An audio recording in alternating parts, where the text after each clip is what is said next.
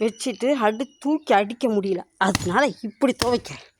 கட்டையை வச்சு இந்த மாதிரி அடித்தா வெள்ளையாயிரும். யாருக்காச்சும் கம்பளி துவைக்க முடியல இந்த மாதிரி செய்யுங்க. ஈஸியான வேலை.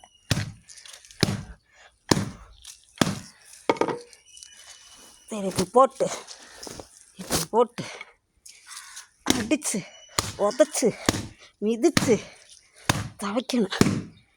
ஏப்பா தூக்கி அடிக்க முடியல. இதுதான் ஈஸியான வேலையாக இருக்குது.